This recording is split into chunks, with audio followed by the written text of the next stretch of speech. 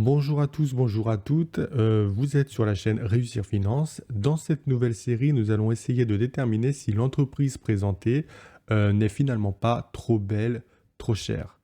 Donc, nous allons commencer par la présentation de l'entreprise. Nous allons ensuite voir les fondamentaux.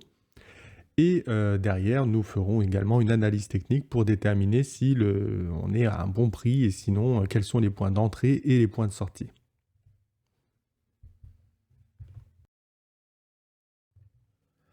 Commençons par la présentation. Donc, Calray est le pionnier des processeurs pour les nouveaux systèmes intelligents.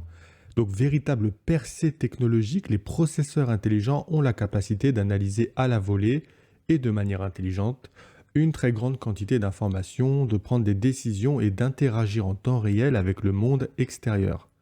Ces processeurs intelligents seront largement déployés, on l'espère, dans des secteurs en forte croissance tels que les réseaux de nouvelle génération, donc les centres de données intelligents, et les véhicules autonomes, ainsi que les soins de santé, les drones et les robots. L'offre Calray comprend aussi bien des processeurs que des solutions complètes avec les cartes électroniques et logiciels. Créé en 2008 en tant que spin-off du CEA, c'est-à-dire le Commissariat à l'énergie atomique, rien que ça, Calray s'adresse à un large éventail de clients, parmi lesquels des fabricants de serveurs, des intégrateurs de systèmes intelligents et des fabricants de produits de consommation tels que les constructeurs automobiles. Calray est spécialisé dans le développement et la fabrication de processeurs massivement parallèles, ce qu'on appelle MPPA, destinés aux applications embarquées critiques, aéronautique, défense et véhicules autonomes, et aux centres de données, donc accélération du stockage des données et des réseaux à très haut débit. Par ailleurs, la société propose des cartes électroniques basées sur le MPPA, un kit de développement logiciel ainsi que des outils logiciels permettant aux clients de développer leurs propres applications. Ok, ça en jette.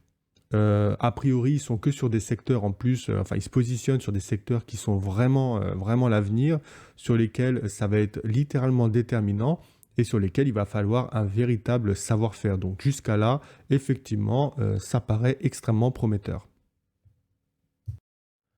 Donc maintenant, ce que nous allons voir, c'est le chiffre d'affaires de Calray. Donc en 2018, il est de 800 000 euros. En 2019, il y a une progression à 1 300 000 euros. Donc ça reste des tout petits chiffres quand même, hein. Et en 2020, avec la crise du Covid, c'est un petit peu baissé. On est descendu à 1 million d'euros de chiffre d'affaires. Et en 2021, il y a une progression qui est de 1 500 000 euros. Pour moi, personnellement, l'année 2021, elle est décevante au niveau des résultats, au niveau de son chiffre d'affaires. Entre 2018 et 2019, la progression était très intéressante. On pouvait penser que l'année 2020, oui, ok, elle était mauvaise, mais qu'il y allait avoir un effet rattrapage en 2021. Et finalement, je ne crois pas. Je ne crois pas qu'il y ait eu d'effet rattrapage. Donc, ça a pesé assez lourd aujourd'hui sur le chiffre d'affaires de Calray. Donc c'est un petit peu quand même malgré tout un signe négatif pour une entreprise qui se doit être en pleine croissance normalement. Au niveau du résultat d'exploitation, il est négatif. En 2018, il est à moins, on va dire moins 9 millions, hein, on va arrondir. En 2019, un peu plus de moins 11 millions. En 2020, moins 14 millions d'euros. Et en 2021, il est sur les moins 16 millions certainement. Je crois que là, on n'a pas encore les chiffres et que c'est aussi une estimation que j'ai faite, mais on devrait tourner aux alentours des moins 16 millions d'euros. Donc un résultat d'exploitation qui est négatif, mais en même temps, on ne lui demande pas pour l'instant d'avoir un résultat d'exploitation positif, pas du tout. Ce qu'on lui demande, c'est de progresser au niveau de son chiffre d'affaires, de prendre des parts de marché, de réussir à sortir des nouveaux produits. Là, ils sont beaucoup dans la recherche et le développement, donc ça, c'est tout à fait normal. Derrière, on a donc les bénéfices. En 2018, forcément, ils sont négatifs, hein, un peu plus de 8 millions de pertes en 2018. En 2019, on est aux alentours de 9 millions de pertes. En 2020, quasiment moins 12 millions d'euros. Et en 2021, on devrait tourner aux alentours de 14 millions de pertes. Donc là encore, hein, le même argument que juste avant, c'est pas ce qu'on lui demande pour l'instant. En revanche, la dette de Calray est quand même relativement importante aujourd'hui et c'est aussi quelque chose qu'il faut prendre en compte. Au niveau de ses capitaux propres, en 2018, donc ils sont à hauteur de 35 millions. En 2019, à hauteur de 26 millions, 27 millions. En 2020, quasiment 30 millions. malgré la crise, donc plutôt pas mal. Et en 2021, bon, bah, ça devrait être pareil que 2020. Donc au niveau des capitaux propres, ça reste correct. Là-dessus, on a rien à dire. Au niveau du fil d'actualité donc de Calray, on a le lancement de 2 produits, en 2021, donc visant les nouvelles générations de solutions de stockage pour data center. Donc ça a été, relativement positif. Voilà, ça commence à avancer, de nouveaux produits. Maintenant, ce qu'il faudrait voir, c'est, bah, dans les années futures, ce que ça va produire en termes de croissance, au niveau du chiffre d'affaires. Aujourd'hui, c'est quand même un petit peu compliqué de le dire, mais, en tout cas, il va falloir surveiller ça et surtout, bah, ça reste positif. Voilà, une actualité positive, ça va dans le bon sens.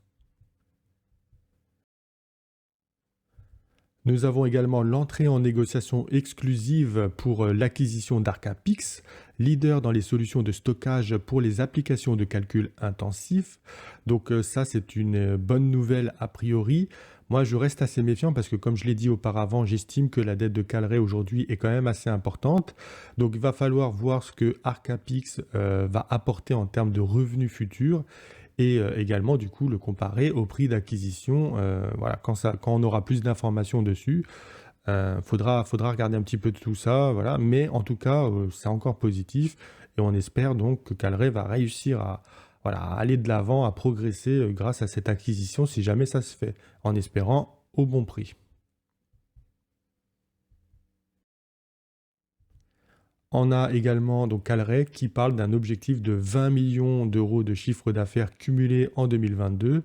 Donc là, par rapport aux chiffres qu'on a vus tout à l'heure de 2021, ça serait un bond incroyable. Ok, mais moi je considère aujourd'hui que le prix de l'action a déjà pricé donc cet objectif de 20 millions d'euros pour 2022.